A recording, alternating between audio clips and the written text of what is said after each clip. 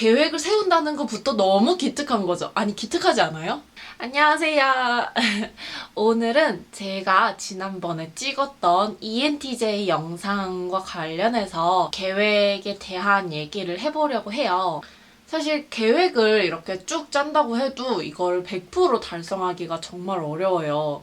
저도 이제 계획을 세우고 계획대로 매번 계획을 보면서 실행한다고 해도 사실 100% 모든 걸 매일 달성하기는 어렵거든요.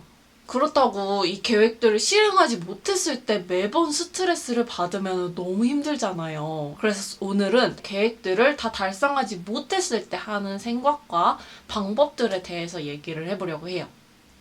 우선 첫 번째는 계획을 세웠다. 내가 뭐를 해야 되는지 정확히 알고는 있다. 에서부터 출발을 합니다. 시작이 반이라고 하잖아요. 그럼 계획을 세운 데서부터 이미 반은 했어요. 얼마나 기특해요, 그쵸? 계획들이 예를 들어 하루에 5가지가 있다 하면은 이 5가지를 돌려 하지 않고 일단 하나씩 차근차근 해가는 거를 목표로 해요. 그러다 보면은 결국 마지막에 이 2개나 한두 개를 못할 때도 있고 아니면 오늘은 정말 게으름을 피우고 싶은데 싶어가지고 이 5개를 다 못할 때도 있어요, 물론. 그럴 때 저는 제가 뭐를 잘했는지 상기를 시켜줍니다. 사실 저는 선천적으로 원래는 계획을 세우는 사람이 아니에요.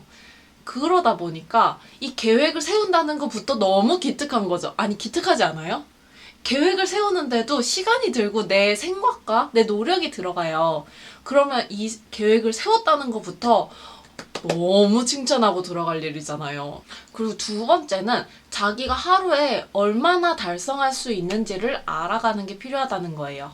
5개 중에 하나만 해도 너무 잘했어요. 그치만 매일 이 모든 계획을 하지 못하고 미루게 된다면은 이거는 내 하루 분량에서 조금 많은 양이구나 라는 거를 스스로 깨달아가는 시간도 필요하다고 생각을 해요. 저 같은 경우도 이제 거의 10년 넘게 계획을 세우다 보니까 내가 이 양을 오늘 다 할 수 있는지 아닌지에 대한 감이 잡히거든요. 감은 본인 스스로 자기가 얼마나 집중할 수 있고 시간을 투자할 수 있는지에 대한 내용이기 때문에 너무 처음부터 계획을 다 달성하지 못했다고 스트레스를 받지 말고 자기를 알아가는 과정이라고 생각을 하시면 될 것 같아요.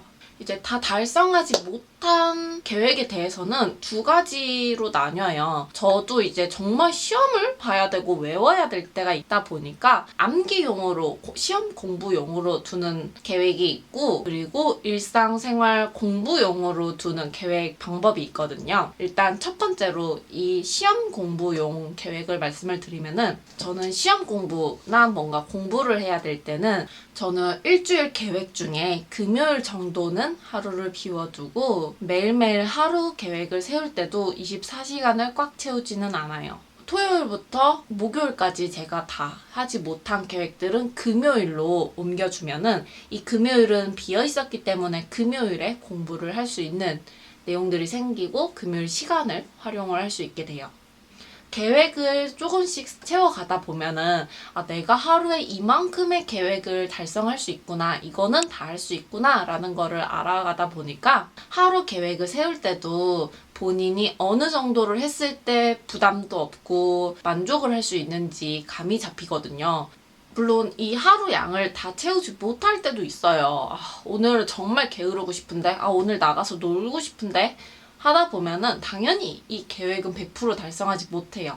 그러면 이 계획을 금요일로 옮겨주거나 금요일이 이제 다 찼다면은 다른 날들에 70%, 80% 찼던 계획들에 조금씩 10%씩 이렇게 분배를 해서 같이 넣어주는 거예요. 그러면은 내가 오늘 이걸 다 못했으니까 내일 2배로 해야 되는데 라는 스트레스도 줄어들고 오늘 하지 못했다는 죄책감도 많이 줄어들게 돼요. 그리고 이런 댓글도 있었어요. 어제 공부를 했는데 기억이 나지 않아요. 저도 그래요. 제가 시험을 정말 좋아하지 않는 이유가 제가 기억력이 굉장히 짧거든요. 그래서 상식 같은 문제를 낼 때도 저는 잘 몰라요. 기억력이 길지 않다 보니까 제 전공도 일반 상식도 기억력이 굉장히 짧습니다. 그래서 저는 이제 기억력이 필요한 것보다 응용력이 필요한 쪽을 많이 선택을 하고 그쪽 이제 과제를 하거나 설계를 하는 부분을 선호하거든요. 이런 저라도 정규 시험 과정들을 모두 거쳐왔었고 뭐 영어 시험도 봤었고 제 전공 관련 자격 시험도 봤었고 하다 보니까 어떻게 하는 게 더 효율적인지는 이제 내공이 조금 쌓였죠. 만약에 1에서부터 3단원까지 공부를 해야 된다고 할 때 오늘은 1단원, 내일은 2단원, 모레는 3단원 이렇게 공부하지 않아요.